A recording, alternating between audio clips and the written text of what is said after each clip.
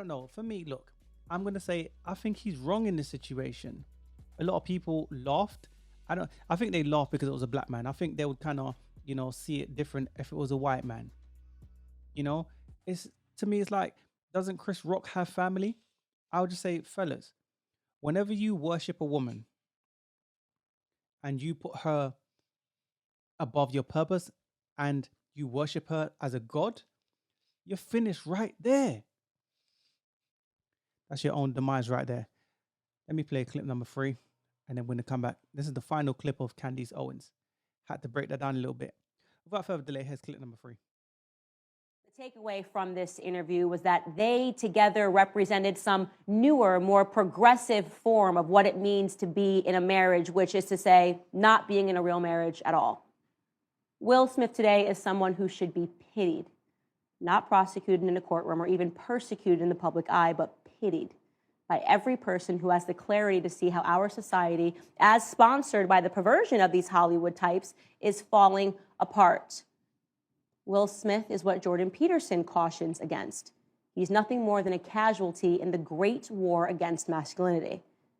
G.I. Jane, by the way, for those of you who haven't seen the 1997 movie, tells the story of a woman being integrated into the all-male space of the United States military. It is the inspired tale of the loss of one woman's femininity to meet the grueling physical demands of the more masculine environment that she finds herself in. And so, though perhaps not the punchline that Chris Rock had intended, I have to agree that yes, Jada Pinkett would be the perfect individual to play that role in the remake. And not because of her hair, obviously, but because of her success in stripping her husband of any trace understanding of what it means to be a real man. And let me tell you, Will, it isn't slapping a man across the face because your wife tells you to. I'm sorry to say that real manhood is not won on a stage at the Oscars with a meaningless trophy. Rather, real manhood begins and ends in your own household. It starts with the first step of being able to accurately identify what a good man, what a good woman, and what a good, meaningful relationship even is. And with that, we wish you luck, Will, on your real-life pursuit of happiness. That was very powerful. Yes. I totally agree. There's definitely a war on masculinity. I said it earlier. The reason why we started doing this podcast is for those reasons. Obviously, we want to have a conversation, but we want to bring you the truth, the realness, in a nice way, because we've got to respect YouTube guidelines. But for me, I'll say this. If that's the new model of how a marriage or a relationship is, I don't want no part. Yep, me neither, to be honest. I ain't down with that. No. The question I want to ask is Jada a good woman? Now I want people to put in the in the comment section. Are you being for real? Yes or no? Yeah. I have to ask you. Because some people, listen, I've heard so many different views that people have on this situation. And to be honest, I've been quite shocked because what are some of the views you've heard? I've heard, first of all, to the fellas, right? Yeah. They have said certain things and they're trying to give their reasoning and say, I agree. The rationale. They're trying to say they agree that Will done what he did and blah, blah, blah. And then at the end of it, you ask them a question. Was it right that he slapped him? Then they say no. They don't know whether they're coming or going. It's just, they don't even answer the question. So the feminization of men, when they think like women, that's how men move today. A lot of men move like that today. Yes, that's the thing. So that's what I've heard a lot.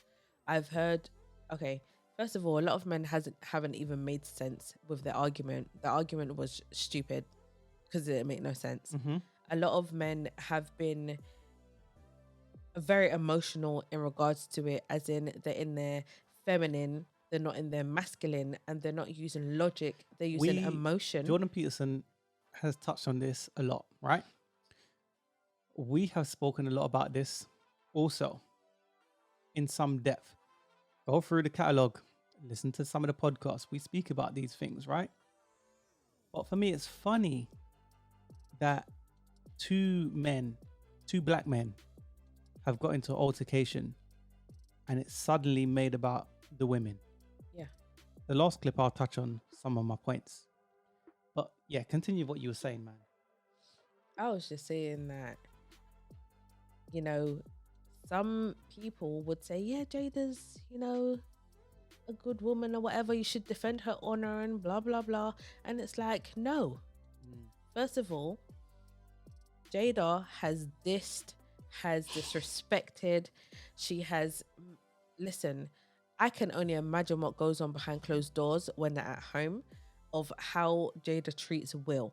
Yeah. How would you feel as, okay, let me flip it around for a second. As a female, right? How would you feel if your man was in a prior relationship or whatever, but that person has passed away, she's moved on with you, or prior to that person passing away, she was with you, and then every minute she's talking about every minute he's talking about this other female. But their relationship is public. It is public. So one thing is okay. One thing is hearing it at your house. Another thing is hearing it on that red table or every chance that she gets, where she can emasculate you.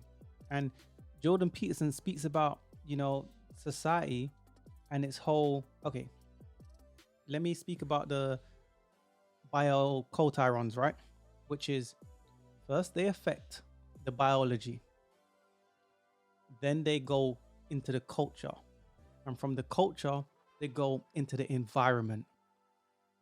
With that mix, this is the result of what we're getting today. We're weaker men, and we're getting women that are more masculine